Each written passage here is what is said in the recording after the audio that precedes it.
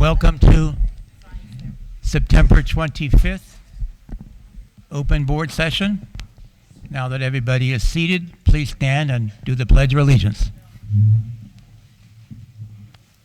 I pledge allegiance to the flag of the United States of America and to the republic for which it stands, one nation, under God, indivisible, with liberty and justice for all. Thank you.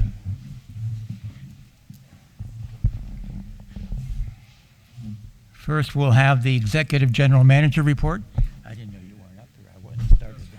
Thank you, Mr. President, members of the board, community. Welcome to this afternoon's meeting. We're going to get started with the PowerPoint presentation. A couple of items just to update the community on. There we go. Next one, Jay. You're going to have to do. I didn't bring my clicker. Okay. So, regarding the South Clubhouse, you might have seen an email go out saying the South Clubhouse pool is closed. The issue is there was a concern noted by the county inspector that the latches on the door were inadequate to keep the door open. So Mr. Mark Schleiden, and his operations team have addressed that issue. Now we're working to get the county's inspectors to come back out to re-inspect. So that's what we're waiting for right now. Hopefully we'll have an update soon. Stay tuned. Ed Anand will update you through an email blast, and also we'll update the website. Next, just as a reminder, this was on last month, and maybe because it's in small font that you can't see, we are open Monday. We've expanded the hours. We are staying open till 7. So on your way, if you have any HOA business that you have or need to handle, on your way to the Sandwich to watch Monday Night Football, you can stop by there. Some of the items, again, answering questions related to administrative functions, house accounts, RV lots, how do I rent a space, what is the application, assisting members with scheduling appointments for their transponders or registrations, or dropping off items for planning and compliance, or lastly, just obtaining forms that they would need. So the office every Monday, so you don't have to worry, is it this Monday, that Monday? Every Monday we're open till 7 p.m. Next slide, Jay. So the next one is the reopening for the lounge has been delayed. Unfortunately, we are looking now to reopen on October 28th for our soft opening and October 30th for our ribbon cutting. Now, the lifestyles you're going to receive this Saturday is going to have incorrect information. We are working to actually print little updates and put them in all the mailboxes by this Friday. So just to give you an update, what is happening with the restaurant. The lounge. But the restaurant is open, and we will also, on that little flyer that goes out, we'll also have the hours, because I know there's been questions, there's been some confusion, even information that's been sent out, when is open, when is it not open, and so we will get a final, and it is updated online, but I did want to send something out to everyone's mailbox. Age verification actually is no longer proceeding, it's slowing down. As we've reached the 80% mark, we've hit, 80.7%. So we've reached our goal. I want to thank the board, the delegates, and those delegates who are going out knocking on doors to get members to complete it, and then the members themselves for completing those items. Again, we've reached the 80.7. These last ones that come in, it's great if we can get 100%. Usually we don't. We get close to 90 in the past, so we're doing good. And then another item is the board has approved elimination of the house account system. This will occur by November 30th. And we'll be informing all those members who utilize that current house account system by mail and also doing some email blast. And what it came down to is simple economics. There is savings that can be achieved at the staff level, postage, supply level that can be achieved every month. And also a concern is that we're carrying about $150,000 roughly every month in interest-free loans to members. And so when you look at it from a cash perspective of, hey, when the sale occurs, I want my cash. Well, right now what we're doing is a sale occurs in some cases, and we'll get paid 30 days later or 60 days later. And so this is something that we are going to, the board has agreed with this moving forward, and the board approved eliminating the house accounts beginning at the end of November 30th. Now, There'll still be billing accounts for your monthly golf memberships. They'll still be billing for your monthly RV, but everything else will be, you'll have to pay by credit card at the time of the transaction. Okay, now let's move on to, and this will be placed online because I'm going to go through it quickly due to time. I know my board president said 3 minutes. He's generously moved it to at least 7 minutes. Next slide. So the only chart, this is more of a narrative, not fancy charts or anything or graphs, but really a recap of August, what happened. This is in the financial packet that goes out. And so for August, year to date, we have swung to a loss. We're about $323,520 overall through all segments at a financial loss. And so, Jason, next one. So one of the issues that occurred, one of the biggest ones was, and that's off on the camera, but that's okay. I will, again, put this online. Overall labor. And so in the month of August, there was an entry of $171,482 of expenses. It's a non-cash transaction for compensated absences. That's the amount of hours earned. Jason works, he gets 3 hours every 2 weeks for his vacation. But that accrual of unused vacation times under accounting rules must be accounted for and accrued. You do that by hitting the expense, and then you credit a liability. Now, no cash is involved, but what it does is it recognizes for the financial statements that there is a cost that we can measure, and we know what that dollar amount is, we know what it's tied to, and we must recognize it. And so part of that $332,000 loss is related just to this one entry. Now, that's throughout all associates, throughout all segments of the association. And we should see this reversed, as it has historically, during the months of November and December when people are taking vacation. Right now, due to some tight staffing levels and basically people not taking vacation because there's a lot of work to do, that amount has accrued, meaning a lot of people have not taken vacations that they're entitled to. There's a cost to that we have to, on productivity and everything, but for the books, this should reverse by November and December as people take those vacations. HOA revenue, just going to breeze through this quickly. We're close to budget for the month, but year to date, we're going to be off, and that's due to RV storage, social membership fees, and special events. Specifically, social membership fees, we had booked, those are the amounts that you get when a house sells, $950, and the amount of houses that have sold has declined in 2024, below the expectations we had when we created the budget. That has an impact on the bottom line of revenue. Jason, next slide. Utilities, one of the other large areas, it was in water. Again, you've all been seeing this. It's been a little warmer, and we have experienced that. Last month, it was really golf course maintenance. This month, we're hit in common area. And so right now, water has remained over budget, and this will carry forward to the end of the year. The bulk cable is over budget, and it's not the amount per the contract, but every year, the TV surcharges and taxes change, and that changed to a higher amount than was expected when we built the budget. That is causing the variance in the bulk cable and internet cost line item. Next slide, common area landscaping. Again, golf course maintenance has seen some higher increases in their budget. That's passed along through a greenbelt allocation to common area. Pool service was slightly over budget throughout the year. I think it's about $2,000 off. That should come in close to budget. Mark Schleiden's working on that. Repairs to water feature, plumbing, electrical, these items, we keep putting Band-Aids to fix them. These are just repairs to fix items. This is a 30-plus year community, and some of these items we've talked with the Procurement Advisory Committee of how do we address this as a whole? Is it time to just look at all AC units and address them in one RFP to replace them all instead of Band-Aiding Unit A, go to Unit D, and keep bouncing back and forth? Mark Schleiden is working on a proposal for that with the Procurement Advisory Committee. And we'll continue to work with the Operations Department.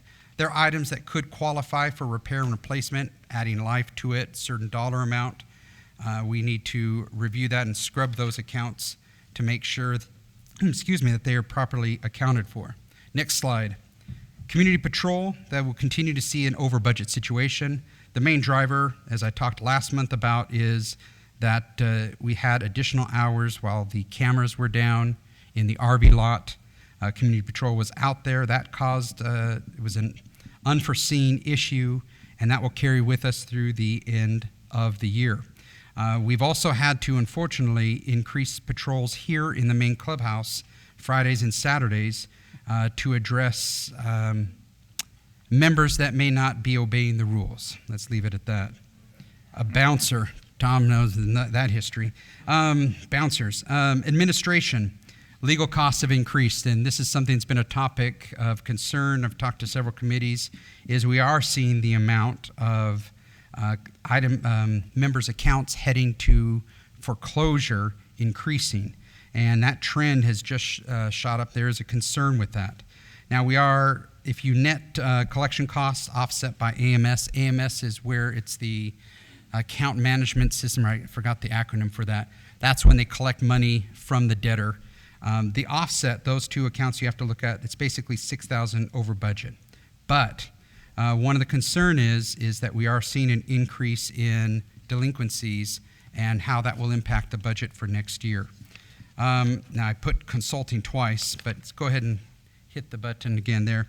That bullet point was consulting services should taper off as the Project Lounge expansion ends. One of the recommendations was, I believe, from the Finance Advisory Committee was to capitalize Bing Design. We'll be going back to the board and asking them if they would choose to reclass that. I'll let you know next month. Next item, Golf Pro activities, Pro Shop. We saw a spike in labor in August. That was as Brian left us, unused vacation was paid out. That was offset, so you see actually a decline in the labor expense for the Golf Pro Shop. Revenue is trending above budget. We've seen annual golf and member guest fees exceed the plan that we'd laid out last year. Regular member fees and driving range income is roughly about $10,000 under budget where we'd like it to be, but overall their revenue is higher than expected. Merchandise net income is higher than planned to date. We may see some increased sales as we head into the holidays. I know David is working on what products we can provide not only for golf, but also for pickleball at the North Clubhouse. The board has also asked, I know Beverly has said, hey, everyone loves the hoodies. Where are the hoodies that say Sun Lakes? So David is working on some of that, so keep that in mind for your holiday shopping. Next item is golf course maintenance. Golf course saw an overrun in budget, basically $87,000. Main drivers, fertilizer, and chemicals expenditure. Water usage came in slightly higher, again, higher temperatures. One of the things that you may ask, and I said this last month, is, well, why are you buying fertilizer and chemicals if you're over budget? We still have a duty to maintain the course, and if Mother Nature is not willing to comply, we have to try to adapt to what's happening in the environment. And Mr. Birchfield, you all know, especially if you're on the GAC, how passionate he is to taking care of the asset, one of the biggest assets besides the streets within this community. And so there is a need. He's going to spend it. We'll have to cover elsewhere within the budget. Water should remain in line throughout the end of the year. I wrote this before knowing that the city of Banning is considering raising water rates. We'll talk about that, I'm sure, coming up. Food and beverage operations. Okay, the budget for food and beverage, again, was built, talked about this last month, built on the project being completed April 2024. Construction has started April 2024. And, as you just heard me earlier, that it's delayed opening until the end of October. Again, we have a misalignment here where the expectation was it to be open versus what's actually happening. There's a misalignment in the budget. Revenue for the restaurant has remained lower than planned, and the two areas of dinner and banquet food have underperformed. And we do not see that correcting itself throughout the end of the year.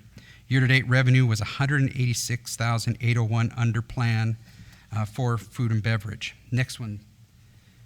In the lounge, wine revenue has come up short through the year. We will be increasing prices for alcohol across the board in September.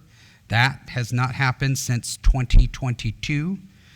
So you will see some increases on that, but never fear.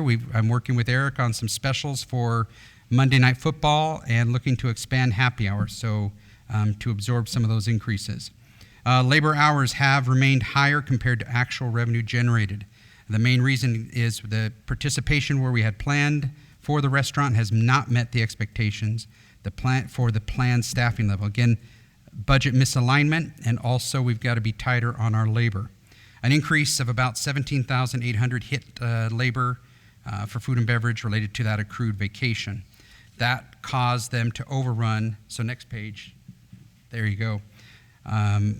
Overrun for the year. Cost of food is under budget for August, but year to date we're still higher. And that is Eric and the new chef working, as well as Carlos. I have to give a big shout out to Carlos, who has been with us many years, has really worked hard to cover the executive chef duties and his normal duties. And I attribute to working with his control of inventory and getting the portions back in line. I credit Carlos for helping with that, so he deserves credit. I do. Carlos has been through many food and beverage directors. Carlos has been the rock of Gibraltar for us there, and so that is hats off to him.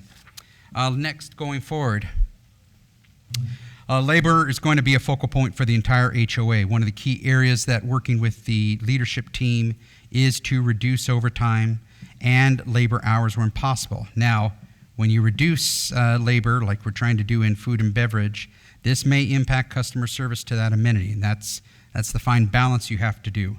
We're expanding hours to stay open till Monday at 7, but we're going to have to cut back elsewhere to offset that. So those are some of the balancing of the plate, so to speak, that you have to do.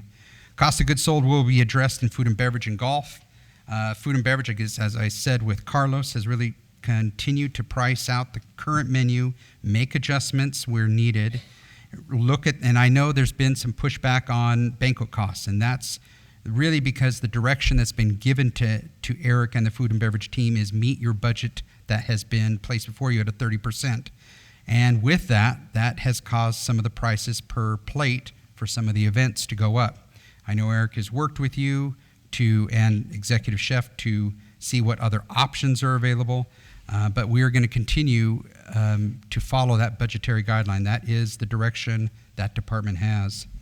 We're looking for utilities that come in line in the fourth quarter as cooler weather impacts the pass area.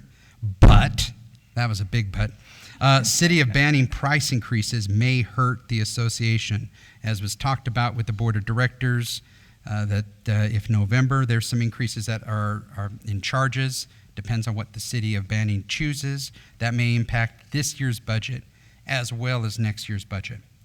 And lastly, on-site leadership will look to pull back on other spend areas where possible to bring the budget back in line as a whole. Next slide. Thank you. That completes my report. Sorry, Bob, for the extra time. More slides next time, less narrative. Thank you. Next is executive session action. Jason?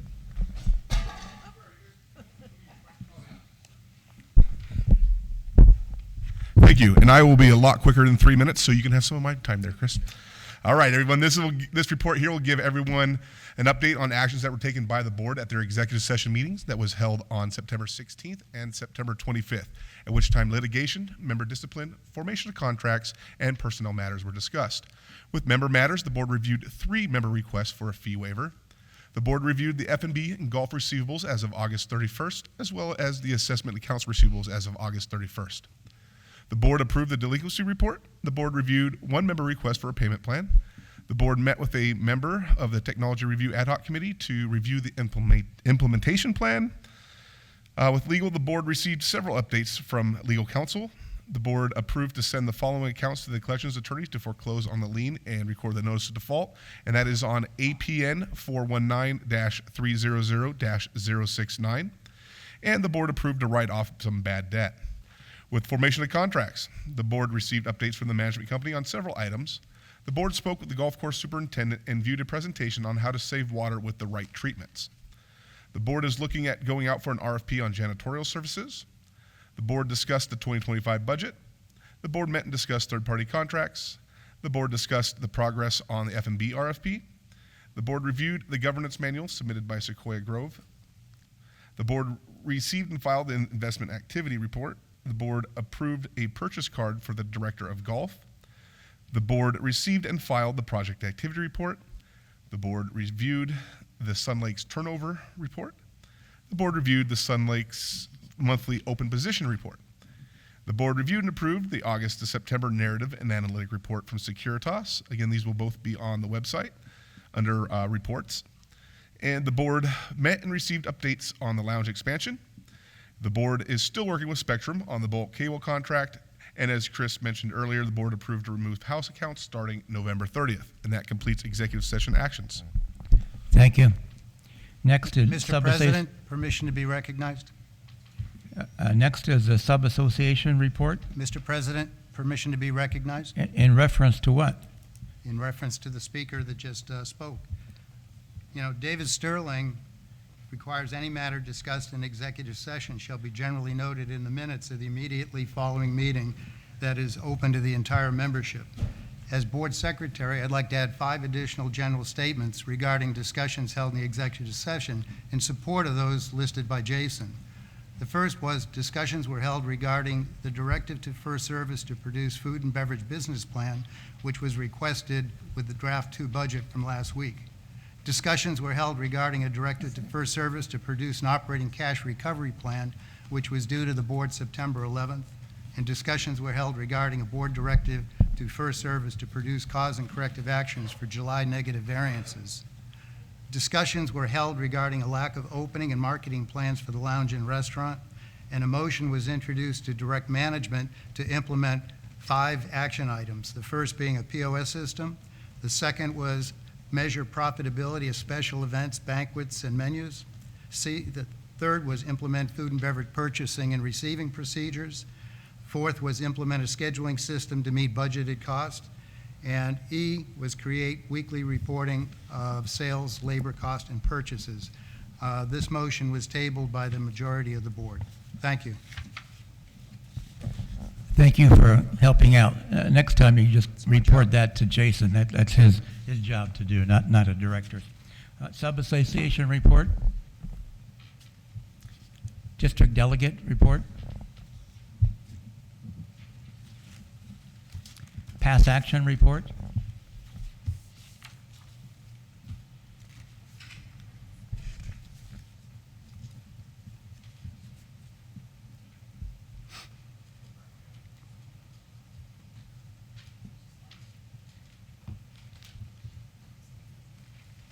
Thank you, Bob.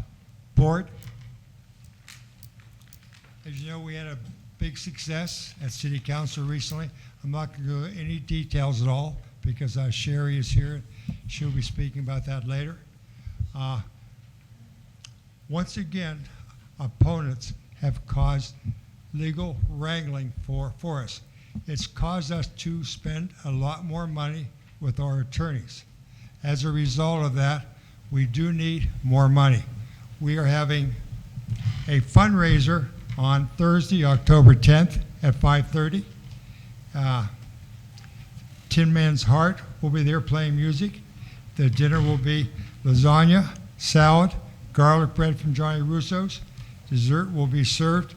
Along with everyone will get a glass of wine. Additional glasses may be purchased for $5. There's going to be door prizes, silent auction. Tickets are going to be $45 per person. Tickets will not be sold at the door. You must drop your checks off for $45 per person, and they will go to our treasurer, and that is at 4832 Crenshaw Circle. That's $40 per person. Where will it be held? At the South Clubhouse, and we only have limited seating there. We don't have the exact number of seats, but in the 80s. $45 per person. And Dory, I do not think Dory is here. Dory? Okay, we want to have a special thanks for Dory, and we're going to be celebrating her that evening. You know, she has raised $30,000 for the group. Okay, that is fantastic. And then that's for all the residents in Sun Lakes. You know, that benefits all of you. That's money you did not have to come up. So she's just done a fantastic job, and we really appreciate that. And I'm not going to go into any more details about where we are, because I'm sure we'll be discussing that in the future. But thank you very much, and let's support Dory, and hope to see a lot of you there at the South Clubhouse. Thank you. Thank you, Harry. Next, the City of Banning.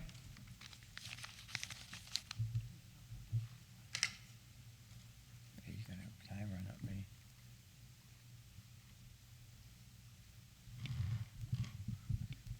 Good afternoon. Thank you for inviting me here. Yes, on Banning Point, most of you probably know by now that the project was denied 3-2, denial of the design review and denial of the tentative parcel map. That was on September 10th. I don't have any other information on the threats by the developer to file a lawsuit. I have not received anything from the city that's going forward.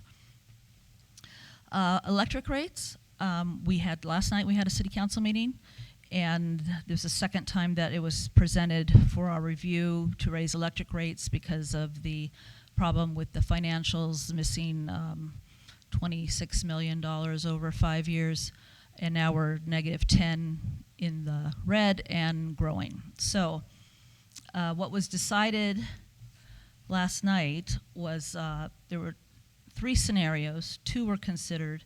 A scenario of doing 14.7 starting November 1st increase in your bills, and then again in 26 and again in 27. The scenario 4B was to raise it 14% in 25, 14% in 26, and take out, originally it was $10 million in bond, which would cost almost $20 million overall, and they lowered it to $6 million in a bond, which will cost $12 million over a 20 to 30 period. So the 14% on the 4B would be 5% in 2027, ongoing 5% every year, plus all of the other raises, because there's going to be a cost analysis done, and that will go up. And unfortunately, that is the one, 3-2, that the council picked to go to a bond. And Councilmember Manjares and myself voted to spread it out over 3 years. The problem with the bond issue is that it keeps going, whereas if we did scenario 3, where we would have it 14% for 3 years, and then that would be it. We wouldn't have any more increases after that, other than a cost analysis, whatever that will come up with. So unfortunately, you know, we're using a credit card to pay our bills now. And what got us into this problem was taking out bonds and having a false sense of a lot of money there and spending it. And the same people that took out the bonds the last 5 years are the same people that voted to do it again. So I was very disappointed in that. There is no water rate increases at this time, not for the foreseeable future. There also, we requested, as the Budget and Finance Committee I'm on, and we had done a motion to please go back and present to the council a request for an outside independent forensic audit across the city, because Lincoln Bogart had presented 4 or 5 pages of Ide Biley, who is the auditor that we hired in 2023, who's excellent, found multiple problems in the millions of dollars. And again, the council refused to okay another vote or another look at taking having an outside forensic accounting. Also, I spoke with Harold Jones and a Miss Kishner today this morning from the Riverside Animal Shelter, because this has been an ongoing problem. ARE is still existing in the building, refusing to leave. They have over 70 dogs now. It's not open to the public. It's all locked up. We have no idea what's going on there. So that's probably going to end up in court. However, in January, we directed City Manager Doug Schultz to go out and get a contract with the county. He has not made any effort to do that. It's now 9 months later. That's why I talked to the county today to find out what exactly is the protocol on how to get that going, because we right now have no animal control at all. And I don't even think that's legal. And this should have been done months and months ago. So basically, it has to come back to the council, and we have to have it on the agenda, and we have to go ahead and do a resolution and send it to the county. The county then will look at it, then send it to the Board of Supervisors, who has to okay it. All this is going to be probably after the end of the year, or end of, January and beyond.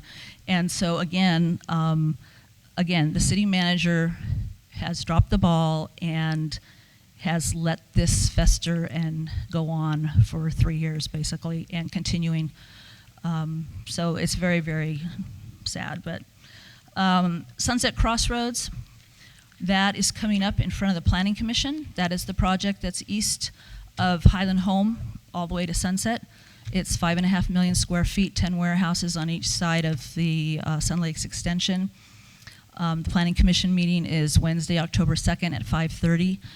It's actually 2 public hearings. I'm not sure why. They're both public hearings, but one is interesting because there's supposed to be 1,140 single-family low-density homes on that project. That's what it's zoned now. They want to zone it industrial and commercial, and they want to take those 1,140 homes and put it on a 49-acre lot that the community junior college district owns, and then say that they're supplying the proper housing for our area, which I don't even know if the community district even knows about this. But I guess it's a move commonly made by cities where they know they're never going to build those 1,149 homes on that little lot, but it looks good for CEQA and the EIR and all of that. So I really would stress that people need to go to the Planning Commission meeting. It's very important. If you have the Record Gazette, this was the public notice, and it has where you can send your written comments. If you do not send written comments, they will not be included in the record, and if there was a lawsuit, you cannot bring anything up that's not brought up in written comments beforehand. So it's very important to bring that up. Also, I brought this up in the past, and I'm not sure why it hasn't been taken up, but you can do a referendum, unlike Banning Point, and we could stop this very inexpensively and cheaply.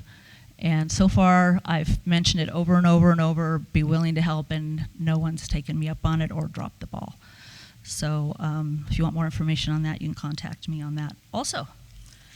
And that's all I have, and thank you very much. Thank you very much. Next is the Bingo Advisory Committee.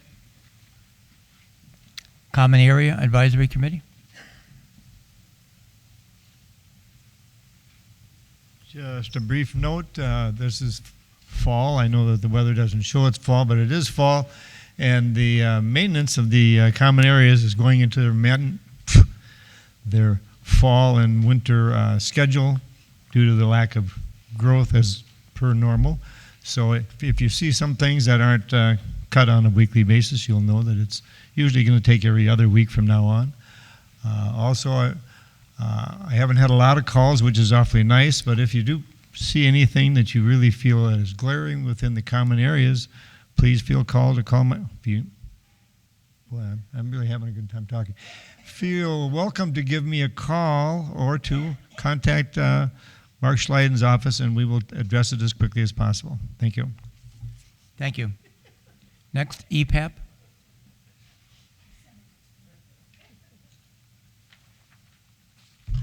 Good afternoon. I'm Janice Rice. I'm the Public Information Officer for EPAP. I want to read to you guys what the scenario is going to be for the October 17th drill. Now, normally this drill would be a shakeout drill going along with what California does, but this year, because we've had several incidences where people have come onto our property, and we just want everybody to be aware of, there is a thing called shelter in place, and this one is going to be dealing with active shooter. So if you'll bear with me while I'm reading, I don't read as well as I just talk. So here we go. Just remember, this is a drill, okay? I want to just really stress, it's a drill. Okay, the drill will take place on October 17th at 10:17 a.m. The fake shooter will come over the fence at La Costa by the front gate. He will run down La Costa towards the main clubhouse. He will then go between the set of condos onto the golf course around holes 17 and 18. He will shoot at people on the golf course. A resident sitting on the patio will see the commotion. They will call 911, only in theory, and then call EPAP team lead, and then that team lead will also call other EPAP members. To get the warning to all residents to take shelter or shelter in place, the EPAP team leads will notify the EPAP team members, EPAP coordinators, district delegates, administration, and Securitas by text message. This is a way for us to test how well text messaging works, because we know not everybody has cell phones. A lot of people still have landlines, so this may create a problem. The EPAP coordinators will notify the zone captains by texting or calling them. Then the zone captains will notify their residents in their zones by text or phone call. Since not everyone has the capability to receive text messages, we are asking all residents to answer their phones. There should be no reason for anybody not to know this is going on. We're going to blast it all over the place. So if you get a phone call from somebody you don't recognize the number on 1017, around 1017, 1020, answer your phone. Once notifications have been made, the residents need to go into and stay in their homes, close and lock the doors and their windows. Please grab your pets. They also need to close drapes, shutters, and blinds. If possible, they should go into an interior room away from doors and windows. Remember, we're talking about an active shooter. Bullets don't stop at walls. They should not peek out of their windows. Stay in the house until you hear the all clear from your zone captains. Residents do not need to place their yellow cards in the windows. Please, you do not need to place them. And I do want to say really fast, and I know I'm going over with Jason, Securitas will not be patrolling at this time. They need to shelter in place as well. If you have any questions, please give EPAP a call. Thank you very much. Finance Advisory Committee.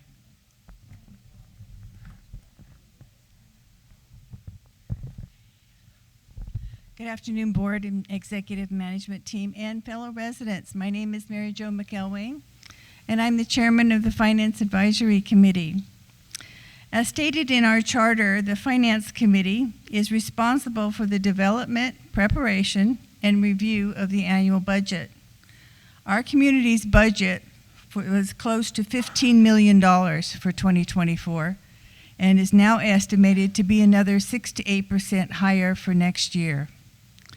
In our committee analysis, we have done extensive research based on the actual current expense or revenue for each and every account, a review of past years' actual revenue and expenses, considered cost of living increases, and estimated rate increases for utilities. There are 11 categories of revenue and expenses to review, with 98 FSR employees and over 20 outside vendor contracts. Yes, we did a line-by-line budget review and made a spreadsheet for the board and management that looks like the budget draft. Any changes that we have suggested have been supported by our comments. This has been a very thoughtful and very thorough review for the board to consider. We're still working on the second draft of the budget and hope to forward to the board before Friday. I'm thankful for our newest member of the Finance Committee, Sandra Gutnick, who has developed this spreadsheet and has an extensive background in budgeting and project review. Again, our committee is here to gather the financial information that the board needs to make their decisions. In our monthly meetings, we actually have a discussion of issues, having received the monthly financials only a day or so before the meeting. That being said, as requested, we still make our written recommendations to the board and written questions to the management staff. The budget open session and management and the FAC is scheduled for October 7th and is open to all residents. We encourage your attendance. If you're interested in joining our committee and have a knowledge of accounting methods and procedures and can evaluate financial reports, consider filling out an application. We're always recruiting other members. Residents are welcome to attend our Finance Committee meetings, and the next one is scheduled for October 16th at 2 p.m. in the multipurpose room. Thank you. Thank you very much. Golf advisory. I don't see Mike here. Library advisory.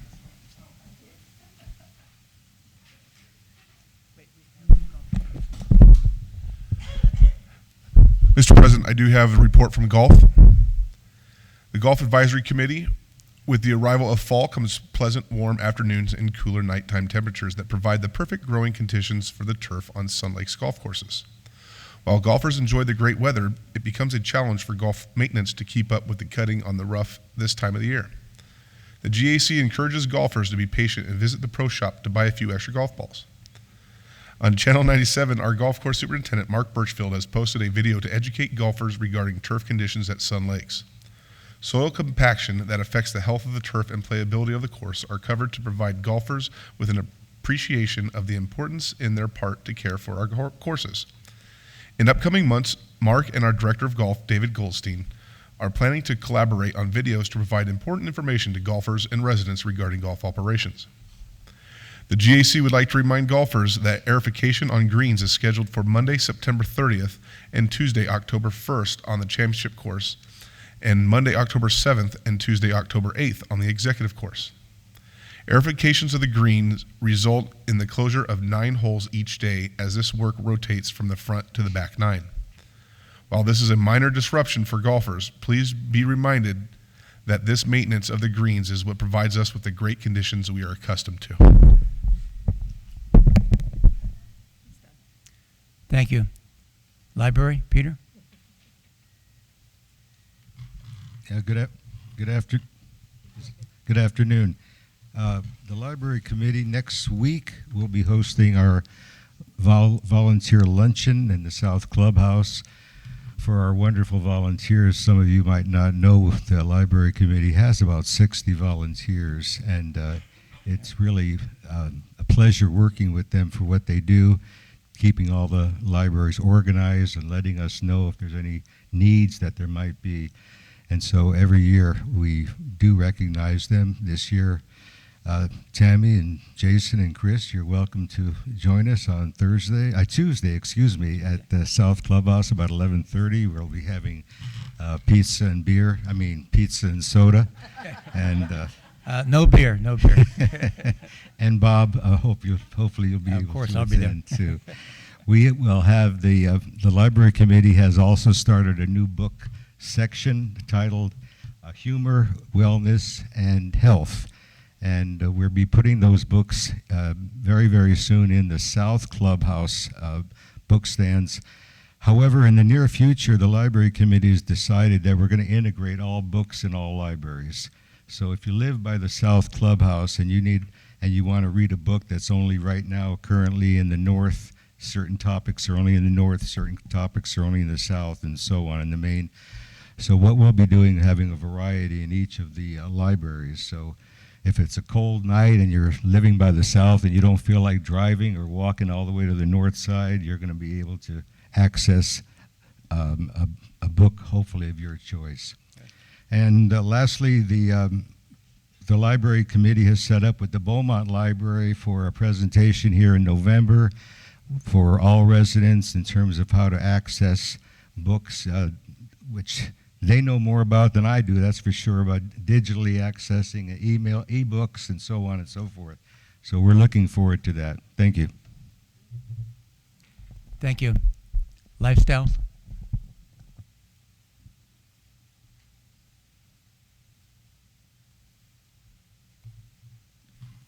Hi, I'm Linda Viera from the Lifestyles Advisory Committee. I don't have the October one with me, but I do. Isn't that just a gorgeous picture? We certainly want to thank all residents who send us pictures. They're all there's quite a few of them, and we really, really appreciate it and welcome them. Lifestyles magazine is the resource most residents use to find out what's going on in our community. At 80-plus pages, it includes pictures from residents, plus articles from the Master Board, Delegate Assembly, First Service, the restaurant, the Golf Pro, and all the advisory committees. Clubs and groups send articles and photos about their activities to sunlakesnews@yahoo.com by the 6th of each month. The Lifestyles Advisory Committee meets on the 7th of each month, unless otherwise specified, to review and edit the articles that are submitted for each month's issue of the magazine. We meet with Master Board Liaison Beverly Simmons, Assistant General Manager Jason Ewalls, and Recreation Manager Linda Vang to keep updated about events coming up in our community. We also publish want ads and for sale items from residents at no cost and hide a monthly joke for residents to find. Responses to our Get the Joke contest are put in a hat and a winner is randomly drawn, earning a restaurant gift card as a prize. Our publisher, Courtney Taylor, stands behind all paid ads in the magazine from vendors. And if a resident has a negative experience with one of them, she will leave no stone unturned in order to satisfy the resident. Photographs taken by residents of areas within Sun Lakes are used on the magazine cover. We also post pictures of residents on their vacations or of their beloved pets. We have a wonderful, we have a Friends We Will Miss column that really is very wonderful to keep us informed. If you really should take a chance, an opportunity every month to read through that magazine. It is amazing the things that you can learn about our community. If you're good at proofreading and are interested in joining us, please fill out a volunteer application form that you can get in the lobby, and we'll put you on our waiting list. Thank you. Thank you. Marketing Advisory Committee?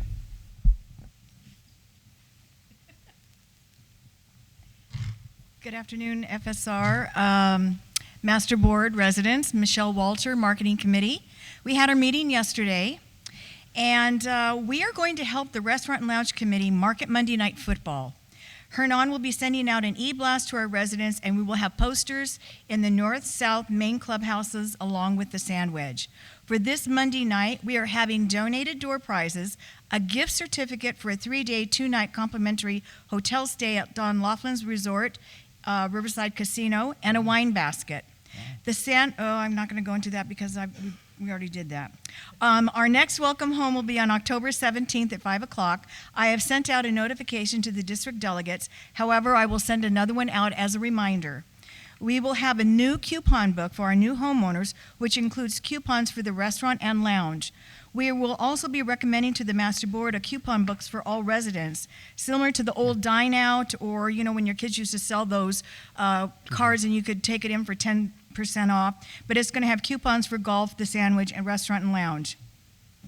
The following are the stats on the home sales in Sun Lakes from September 1st through the 25th. Active or coming soon, 61 homes. 1 condo, price from $375. 60 homes, prices from $313 to $619. In escrow are 17. 2 condos, prices from $325 to $337, $900. 15 homes, prices from $249 to $480. Closed escrows are 11. 2 condos, prices from $305 to $328. 9 homes, prices from $354 to $529, $900. We do a homeowner survey card, and 20 of them came in, and out of those 20, 8 people bought their homes here because of golf. 18 said a restaurant on site was very important. 5 were still working, and comments were, and I thought this was really nice because I've not done this before, it is a clean community we can be proud of. The beauty of it, beautiful and well-maintained. Everyone seems friendly, and Fabian was a sweetheart. Thank you. Thank you. Master Architectural Committee?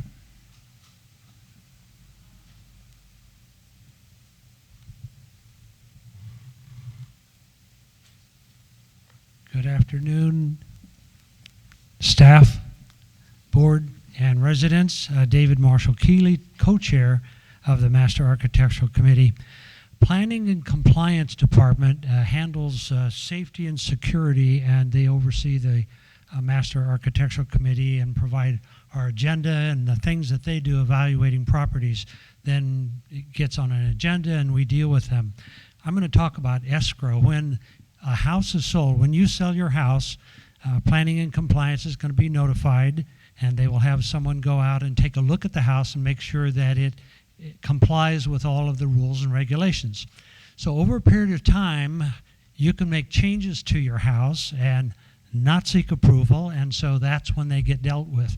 You know, when you buy or sell a house, it can be a very stressful time, and so that's not the time to deal with issues. Yesterday at our meeting, I chaired the meeting, and it was fun to chair that again after several years, after I stepped down as chair of the committee. And we had one item on our agenda, and there were it was an escrow, and usually there could be 1 or 2 items that need to be dealt with. There were 12 items, and so each of those take an evaluation by the committee, a motion and a second and a discussion and an approval or a denial. That means it needs to be fixed. So I'm just sharing that with you because you need to keep your house current. I guess I need to confess that many years ago, we've been here 17 years, I changed the security door on our house. So I'm confessing to you now, and I told the committee I was going to do this because they said, oh, we'll deny it when it comes up because they're going to see it as an agenda item. I changed the security door. So I have a minute left. I knew it was going to be short, but I'm just pointing out to you that it's really important to keep your house current. Thank you very much. Thank you. Next, Procurement Advisory Committee.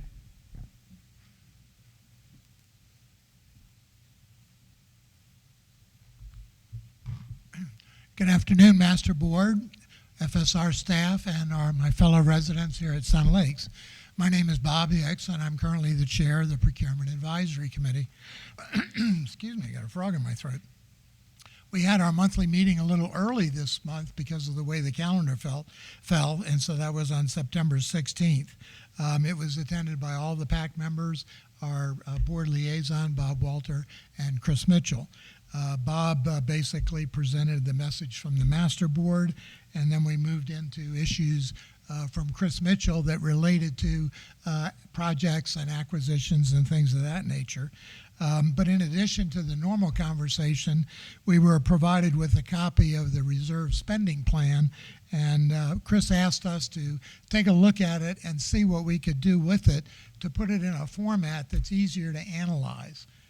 It's kind of awkward the way it's structured currently. It has a lot of data in it, but it's very difficult to use to analyze quickly.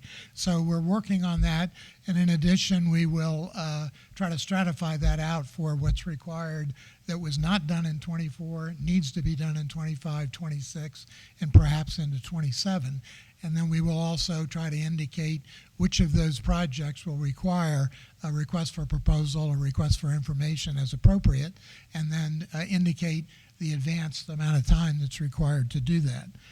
The second thing we were asked to do was we were given a copy of the second version of the annual budget dated September the 16th, and asked to analyze that as well from the standpoint of the projects that are in it and how that's going to impact potentially the reserve. So we were asked to submit that to our members and prepare a report for Chris before the end of this month. The golf course tree trimming needs to be updated. Mark Slyden is working on that. Paddleboard and resurfacing will be done, but we need to relook at it and send it back out to verify the quotes. A draft, a PAC RFP food and beverage RFP recommendation and review report was submitted to Gary Burkle for the going out for an RFP. We have not heard back, but we understand that it was released and sent out to a number of potential vendors. There's also an issue that we're working on about an air balancing for the new addition and reconstruction. And it turns out that I guess we've lost the plans in a fire some 12 years or so ago. So nobody knows where any of these things really are. So we probably need to consider bringing a company in, to evaluate whether there needs to be some redistribution or not. So in closing, we meet the third Monday of every week in the admin conference room. You're welcome to attend. Thank you. Thank you. Recreation?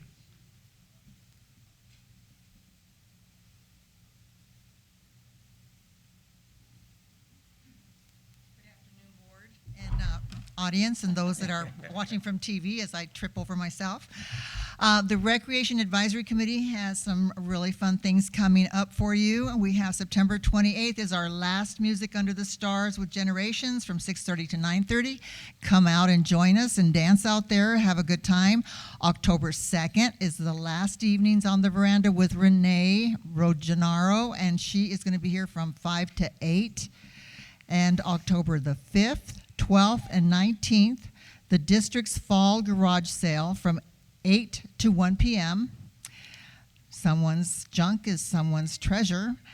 October 10th, we have our blood drive, and that will be held in the multipurpose room in this building from 7 to 11. You need to call for an appointment, and the information is on the flyer. October the 11th, we're having our fall shredding day. It's time to get all of those important papers out for shredding between 9 and 12, and it's $5 per banker box, and it will be held on the side of the main clubhouse next to the Pop tennis courts. This year, Sun Lakers, we're challenging you. We have a Halloween outdoor home decorating contest. Our Christmas contest was so successful, we had residents telling us they like to decorate for Halloween. This is your chance. There, you can get an application at the reception area and fill it out and leave it with us, and we will have a first, second, and third place winner. And I have here the dates, and I'm offline here. Let's see. The registration, you can get it from the receptionist before Sunday. Oh, you have to get it to the receptionist before Sunday, October 20th. The judging will be conducted by the Recreation Advisory Committee. I take bribes. Starting October 21st to October 25th, there will be awards and prizes. So I really encourage you to come and decorate your homes. It'll be so much fun. And then we also want to make sure you know you cannot do any decorations until October 1st. Jason will be patrolling to make sure you don't do it any other time before that time. All right, and they should be down by November 10th. On the 26th, those of you that have doggies that love to dress them up for Halloween, we are having our annual doggy parade, a very successful event. And our board, they're the judges, and they do take bribes also. $6 per dog, and we're limited to 3 dogs per household. How many of you have more than 3 dogs per household? There will be certificates, trophies, and prizes for first, second, and third place for the most creative, the most glamorous, the most scary. How can a puppy be scary? So meet us at 9 a.m. out on the veranda at the driving range. It's always fun just to come out, even if you don't have a pet. On November 1st and 2nd, we're having our annual fall craft fair. All you crafters out there, 9 to 1 in the ballroom. You can come out and buy your holiday gifts, look and see what your neighbors are making. They're just absolutely amazing. And let's see, we're having our registration forms for vendors, and there's a drop box available September 30th. And I'm getting a thank you. November 1st, Sun Lakes, I gotta say, the Veterans Walk. Those of you that like to go walking and on behalf of your veterans, you can get an application. You'll get a shirt and you'll get to walk with everyone. And it is, how much is it? How much is it, Jason? $25. I got it in. All right. Thank you. And all of this information is in your Sun Lakes magazine, Lifestyles, and it's also in the foyer. And all applications are out in the foyer as well. Thank you. Thank you very much. Restaurant and Lounge Committee? Oh, RV. I didn't see him. I saw Marcia.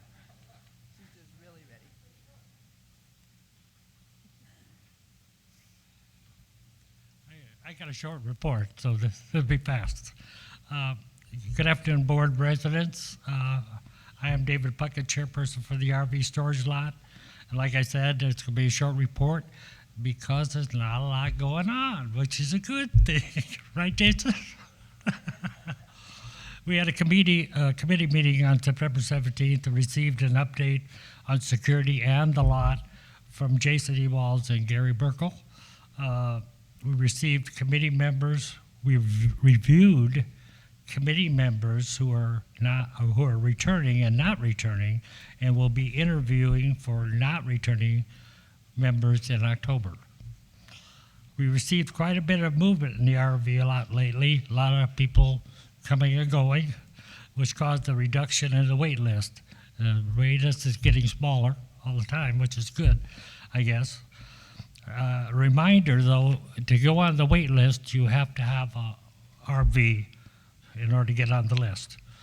Also, new leases will be going out in the middle of November and will be due December 15th. Everybody should take a note of that.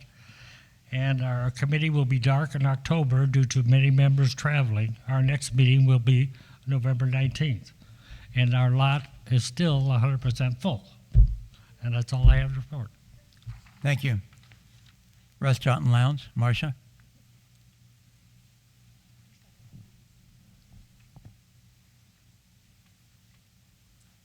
Hello, everyone. So as Chris stated a little bit earlier, we are excited to see the lounge construction coming to an end. If you sneak through that window, you can see a little bit of what's been going on.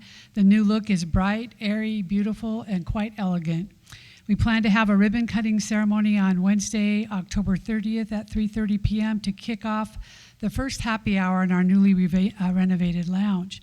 Seating will be on a first-come, first-served basis. There will be no reservations for this event. Mark your calendar for that October date to come and see this new wonderful venue.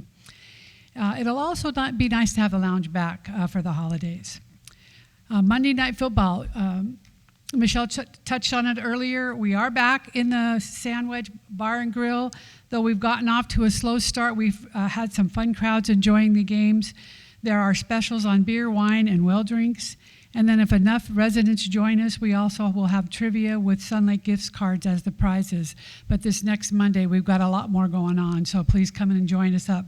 Bring your friends, neighbors, and come and join the fun and cheer on your favorite teams.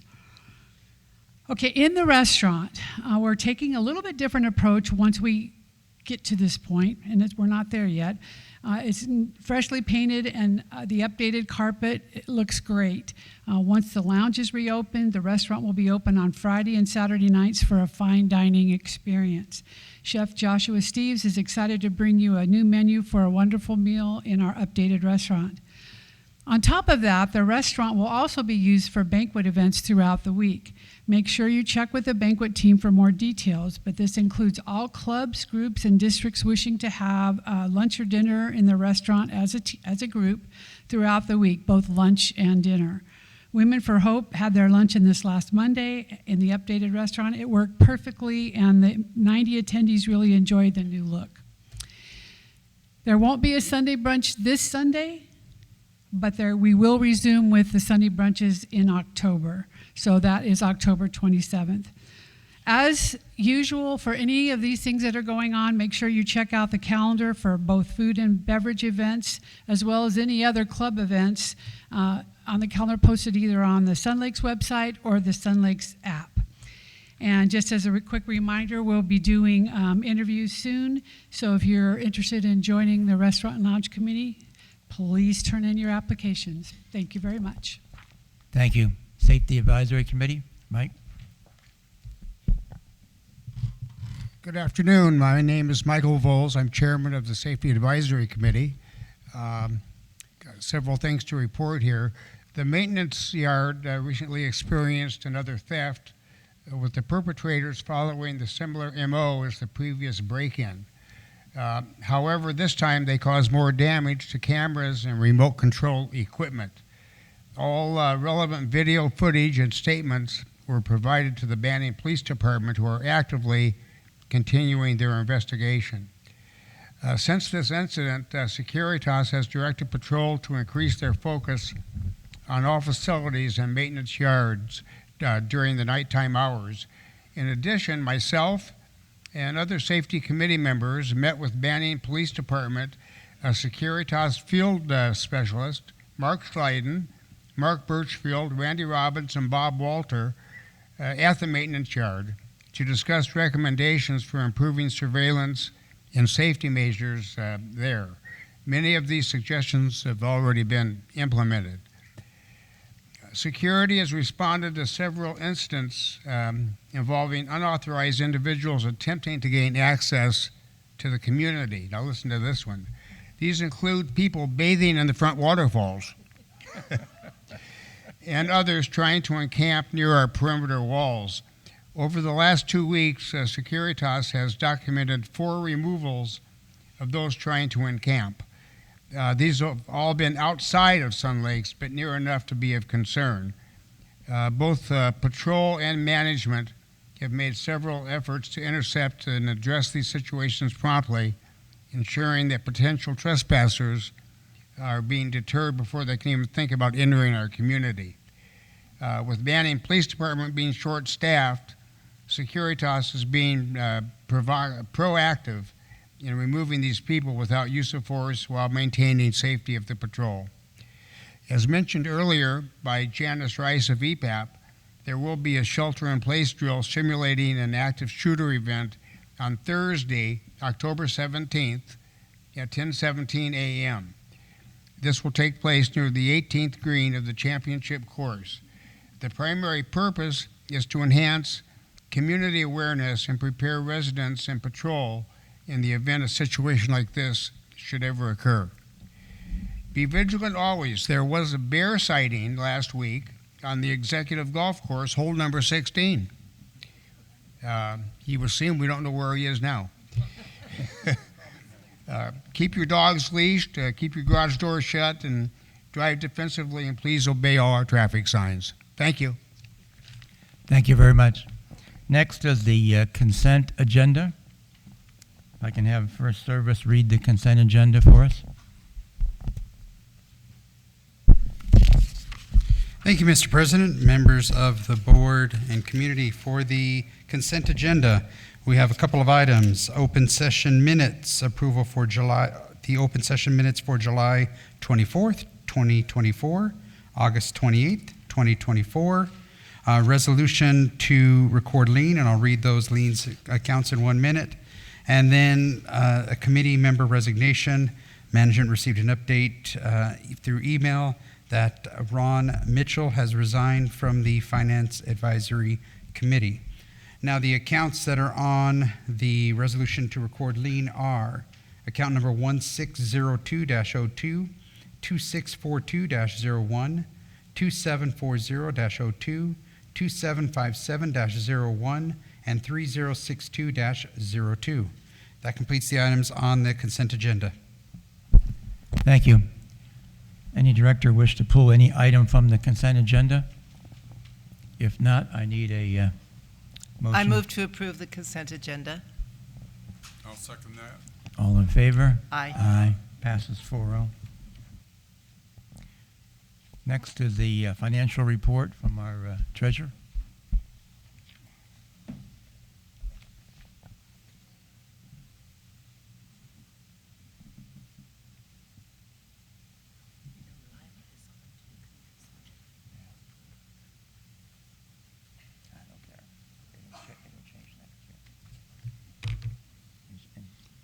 Thank you all for being here, and everybody that's watching on Channel 97. I'm Gary Burkle, Sun Lake's treasurer, and I'm going to go over the August financial statements. Obviously, you heard a lot from Chris, sort of telling us reasons why we're here or where we're at financially. I'm just going to give you an overview of sort of, the, I guess, high points of more of our position rather than how we got there. So at the end of August, or actually for August, we had a loss of $326,970. That was followed by a large loss also in July. So year to date, we have and this is the obviously the operating fund that I'm talking about. I'm not talking about the reserve fund or the capital fund. I'm just talking about the operating fund here. So year to date, we have a loss of $490,000. At the end of August, our cash in the operating fund was $365,125. And on that same date, August 31, our outstanding bills were $1,578,000. To look at really what we have available to pay our bills, you need to look both at cash and money coming in. So I look at all the receivables, which are things that we've talked about a little bit, the house account, which we're actually eliminating the house account, as Chris said, because we actually have to carry that for a period of time. So on average, we have about 150 to 200,000 owed to us at the end of every month, and we need that money to pay our bills. So going to credit cards, we'll receive that money much sooner. So at the end of August, our bills exceeded our cash and receivables, and I'm counting all receivables. Even there's money owed between the operating fund and the reserve fund, so I'm counting all money we have available. But our bills still exceeded that by $385,000. At the end of August, we also owed, and this is our largest vendor, obviously, First Service. First Service handles the payroll for us. So our payrolls are about $250,000 every 2 weeks. So we owe them mostly for back payroll of $1 million. At the end of August, we owed them $1,007,000. Golf, although it's been declining a bit, or declined a bit in August, for multiple reasons that Chris explained. Our water bill's high. When the temperatures are so high, we have less golfers on the golf course. But year to date, we're still better than budget by $54,000. The area that we obviously are working on, and we're working on this in multiple ways, not just one way. Obviously, you've heard from Bob and you heard from Jason that we have put out an RFP for food and beverage. So we're looking at the possibility of a new management company for food and beverage.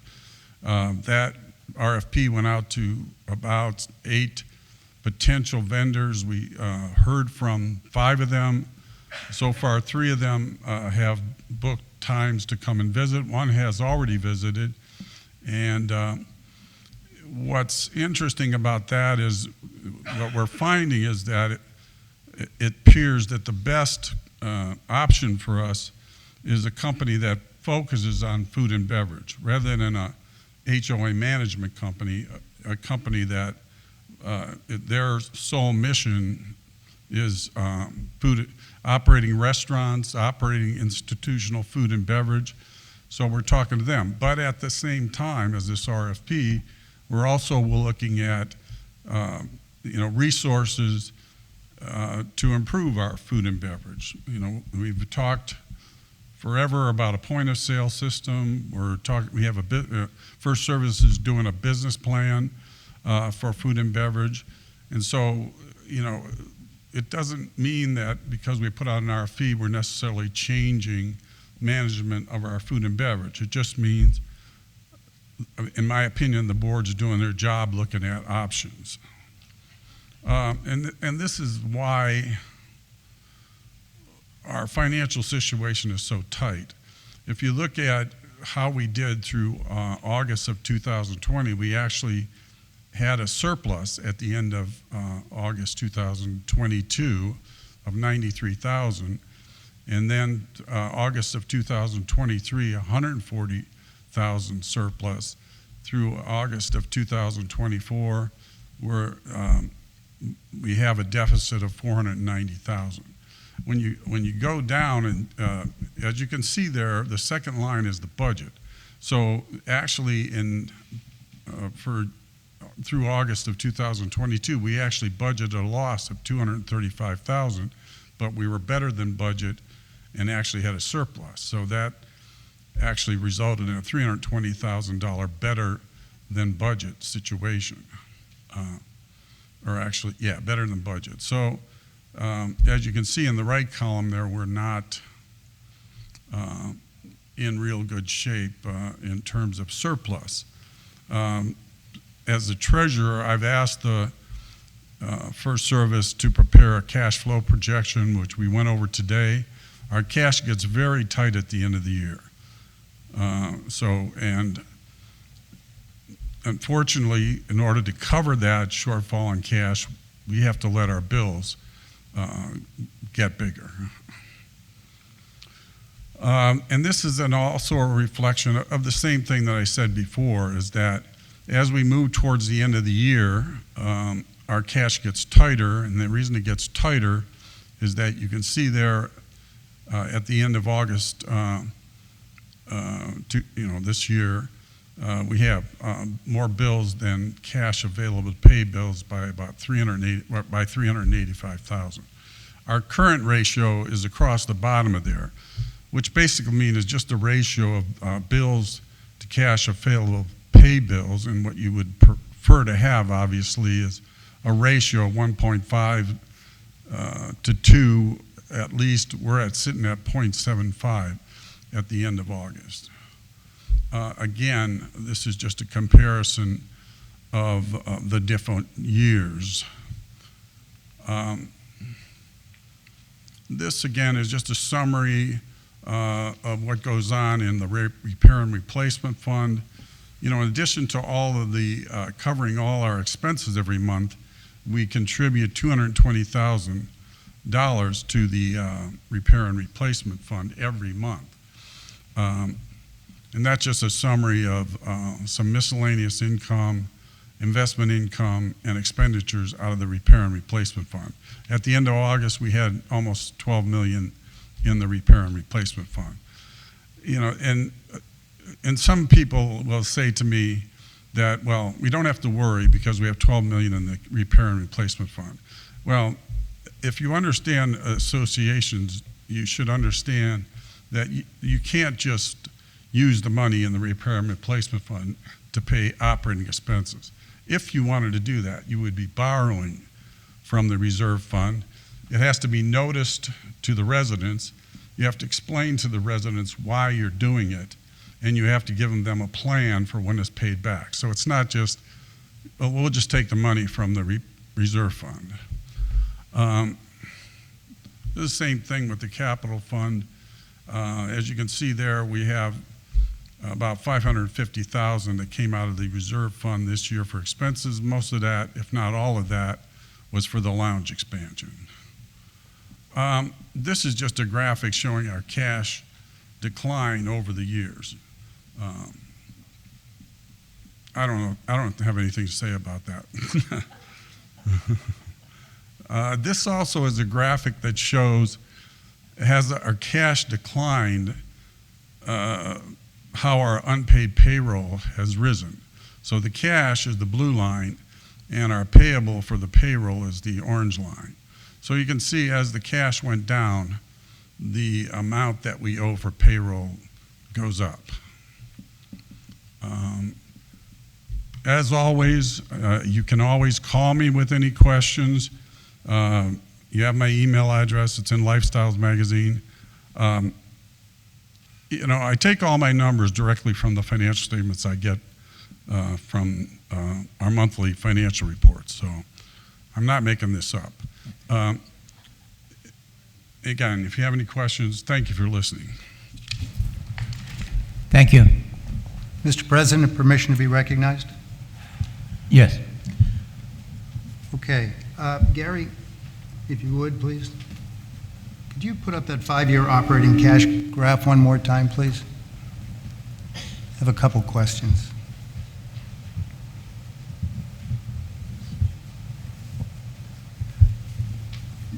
Can you explain what caused our cash to fall from over $2 million to $365,000 today? Well, obviously, when you have losses, the losses in the end, start with you get your payables are high. But to boil it down, when you have losses, your cash declines. That's the simple answer. Okay, so that's been getting worse for 5 years. In fact, I didn't show this graphic, but these are our losses over the last few years. So 2019, we lost over $1 million for a combination of reasons, and I don't know that it's necessary for us to get into all that. I'm telling you more of the score in the ball game, but this is the reason our cash declined. Over this period, including through August of 2024, our losses have accumulated to $2.2 million. So that's ultimately reflected in our net cash. Okay. And you said if it gets worse, where do we get the money from? You said reserves is one option. Are there other options?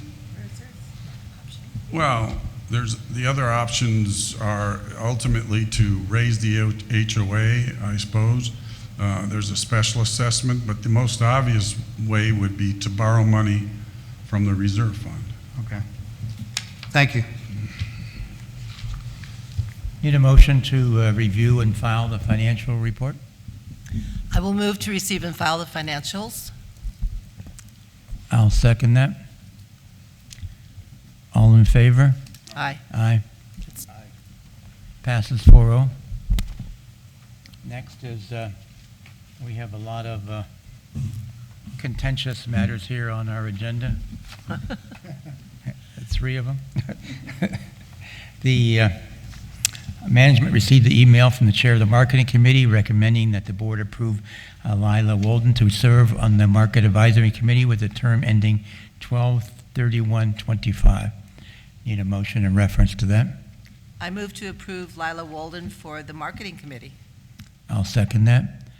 Any comment from the board or from membership? All in favor? Aye. Aye. Passes 5-0. Next, management received the email from the chair of the Bingo Advisory Committee recommending the board approve Bob Collins to serve on the Bingo Advisory Committee with the term ending 12/31/25. Need a motion in reference to that? I will make the motion again to approve Bob Collins to serve on the Bingo Advisory Committee. I think I'm the only one with the microphone on. I'll second that. Doing it so well. Any comments from the board or from membership? All in favor? Aye. Aye. Next and last is management received a request for a donation from Teen Challenge of Southern California for their charity event.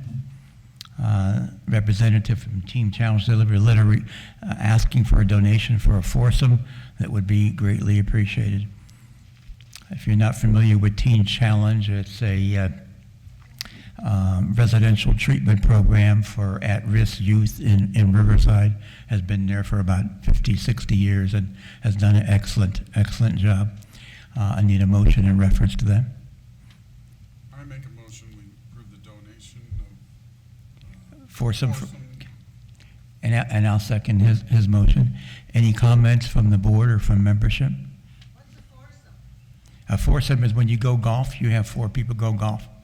Right, so we're donating. One of our foursomes. We do that with many other clubs and many other charity events on a routine basis. Right. It's a golf. A foursome is a golf event. 4 people go golf at a facility. Any other comments before we vote on this?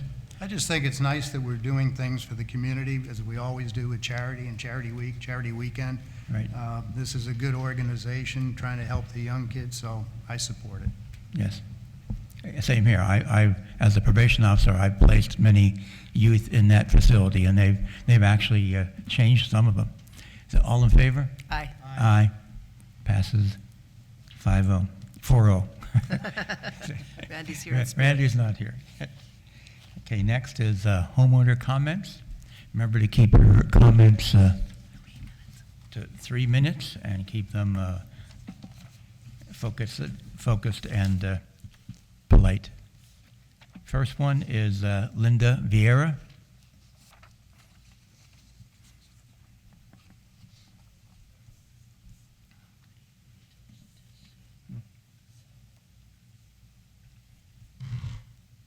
Over the years, the performing groups in Sun Lakes have entertained hundreds and hundreds of people.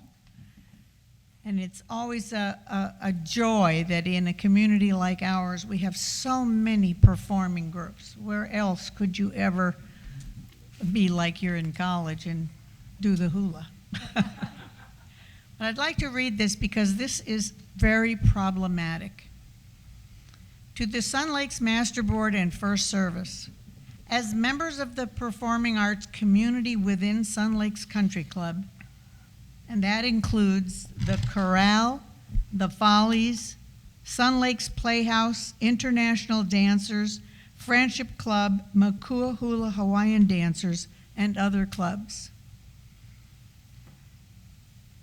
We request that the Master Board facilitate a return to equity among us by returning to the upholding of the General Statement of the Rules and Regulations, Article 6.07, Item 11.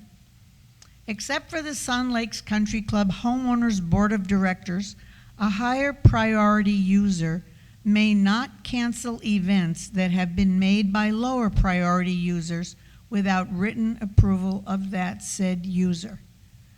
We've had a 20-plus, actually that's probably 25 at least, year experience of keeping our respective yearly calendar dates for performances, their accompanying requirements of practice, rehearsal dates, and ticket sales with very little inequity.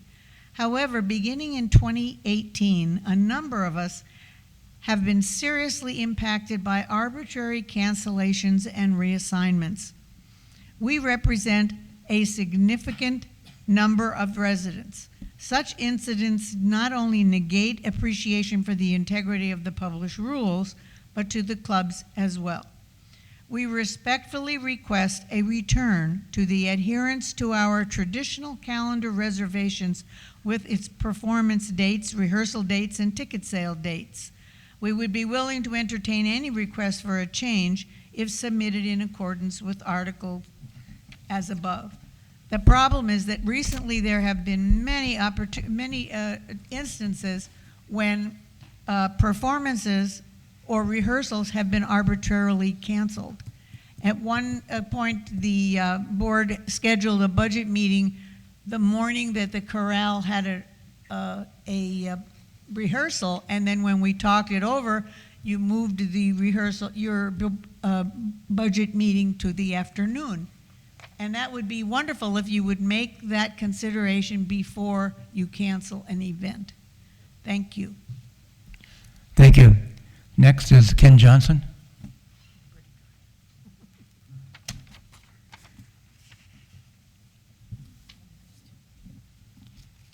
We're doing the written request first.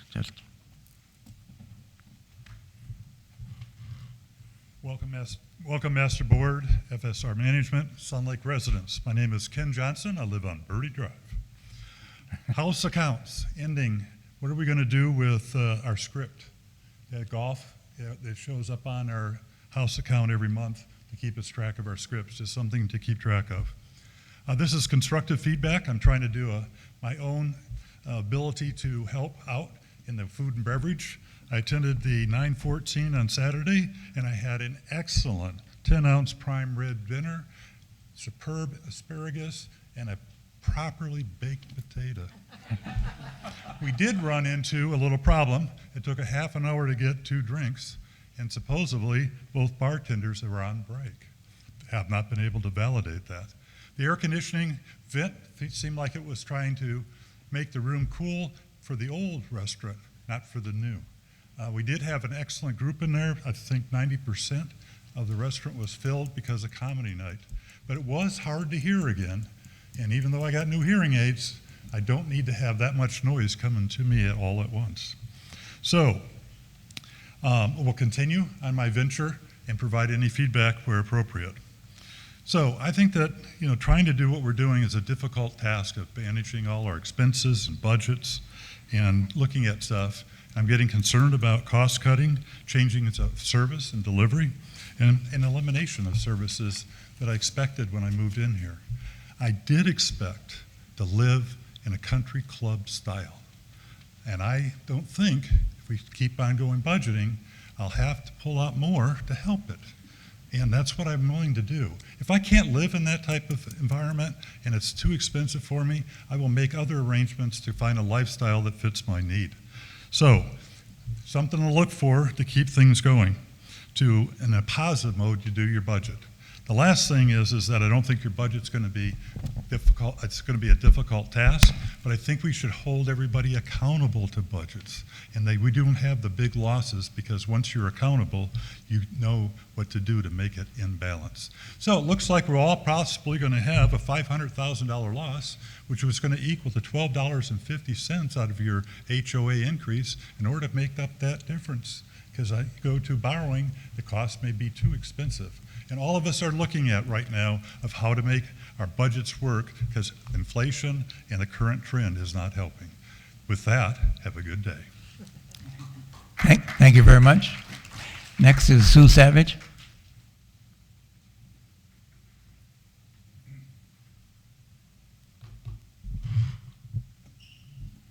Thank you.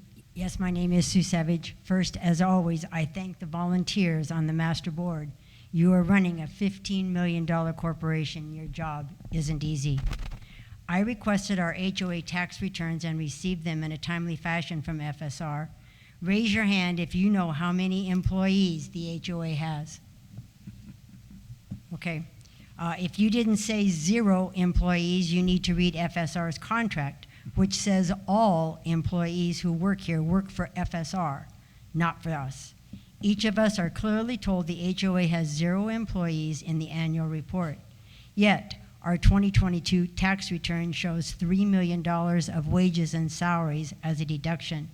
How does the HOA claim to have $3.5 million of wages and salaries when it clearly has 0 employees?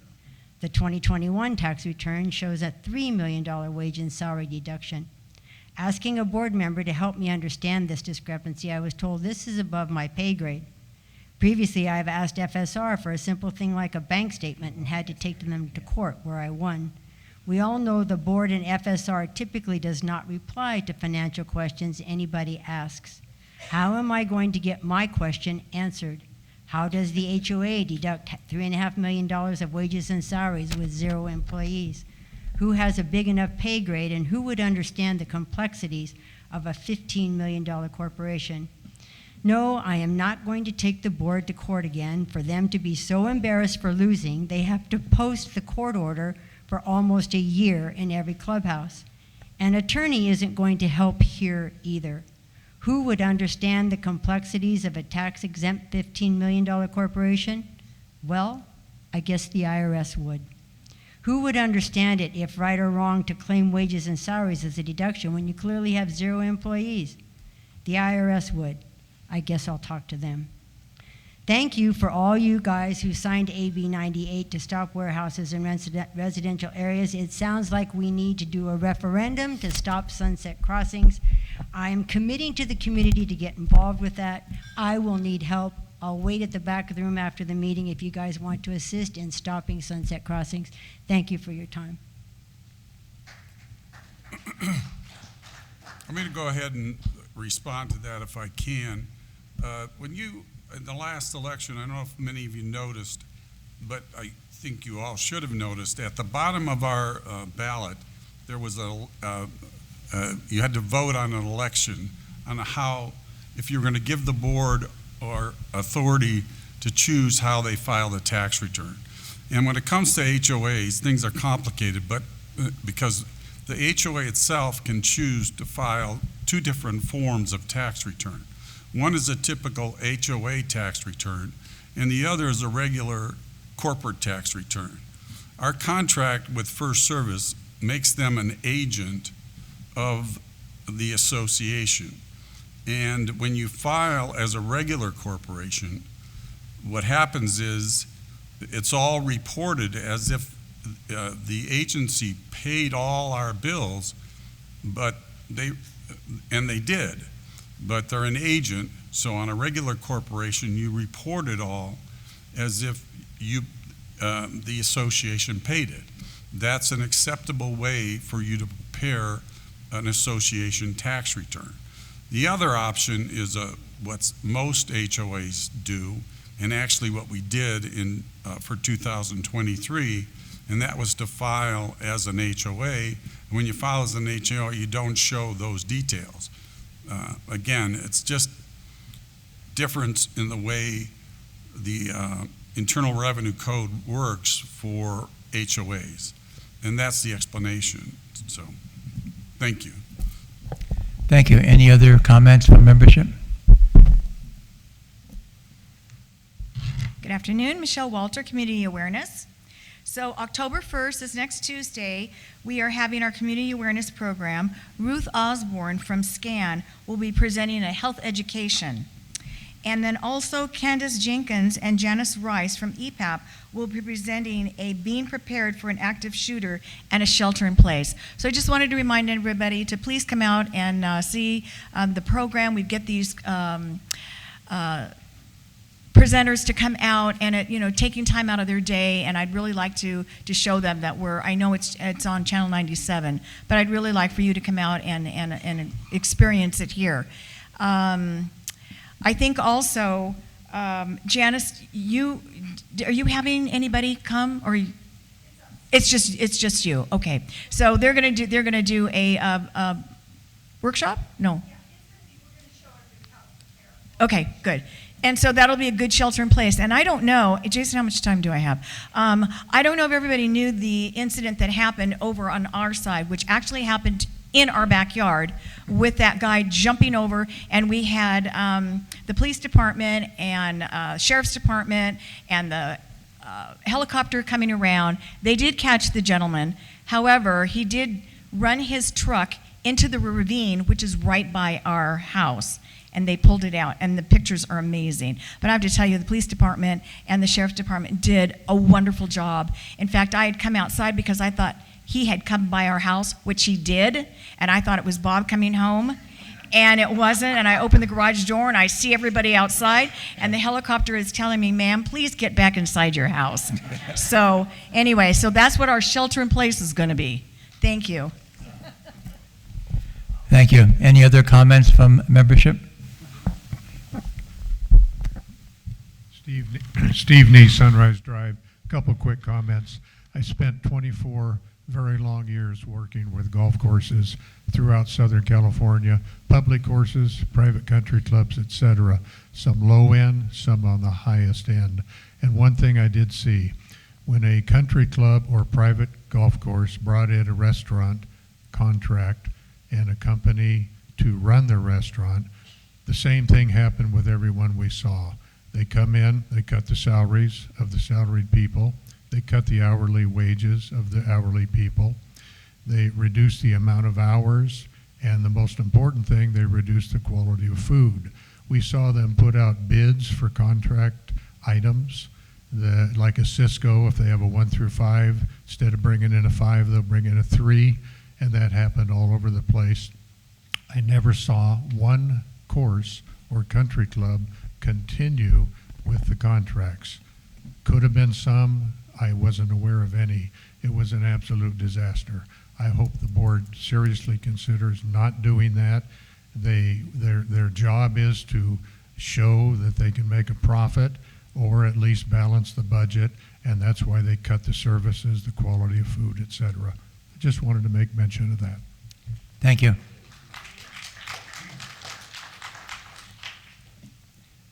No other comments? We'll go to the Board of Directors. Gary? Okay. John? Sure. Yeah, I'd like to talk about the process for approving of reserve spending. On August 8th, I requested a copy of written directives and procedures outlining the approval process for contracts, payments, and investments, and I was referred by management to the Sun Lakes bylaws and David Sterling Civil Code 5510. The bylaws, Section 8, says, "The Secretary shall co-sign all contracts, leases, or other instruments executed in the name of or on behalf of the association." And David Sterling Civil Code 5510 states, "Signatures of at least 2 persons who shall be directors, or 1 officer who is not a director and 1 who is a director shall be required for the withdrawal of monies from the association's reserve accounts."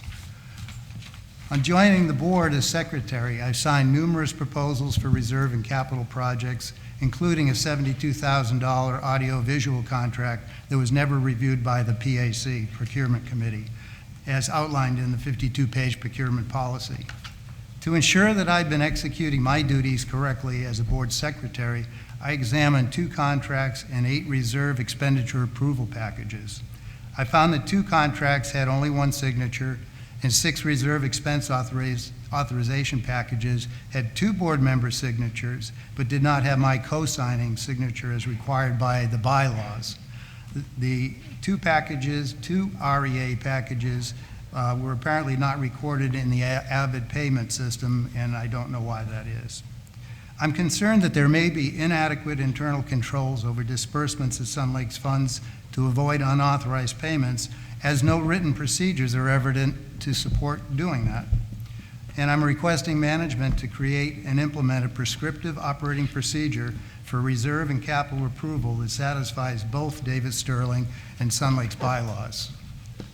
Until the procedure is in place, I, as secretary, will only authorize capital or reserve payments if the work has been approved by management and it has 1 other board member's signature as required. Thank you very much.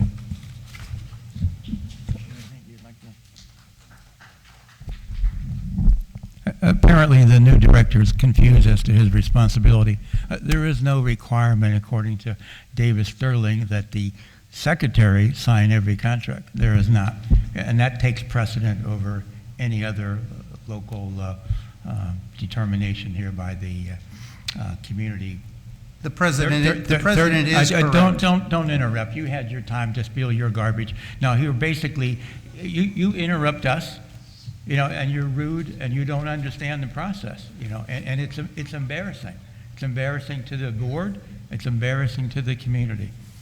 I'd like to finish my comment. He is incorrect. Look up David Sterling. I have it right here if you want to read it. Where would you think that the secretary would be the sole authorization of every contract? No, it's not. Now he may have some legitimate concerns. We can review those as we go along. But it's not going to be up to the secretary to sign off on everything. Lastly, what I would like to comment is that has anyone ever had a construction project which finished on time? Let me see your hands. Very few, very few. I know I've done many myself, and they rarely finish on time. And this is what's happened here. No fault to us. Basically, it was a problem with the fire marshal from the city, and that's why there's a delay. So it will be completed, and you'll be glad when it's done. So I ask for your patience. And the other thing is that if you have a concern about something in the community, please use message to management so you can bring it to our attention, and we can try and fix it. Because if you put it on Facebook and you put it in some sort of social media outlet and everybody gets all upset over it, it just creates problems for our community, It doesn't make our community look favorable. If you're buying or selling a house and you got all these negative comments, it's not good for us. It's not a good look. So we're here to try to fix, try to take care of what the issues are, and we're not perfect. But when you see something, send it to message to management, please.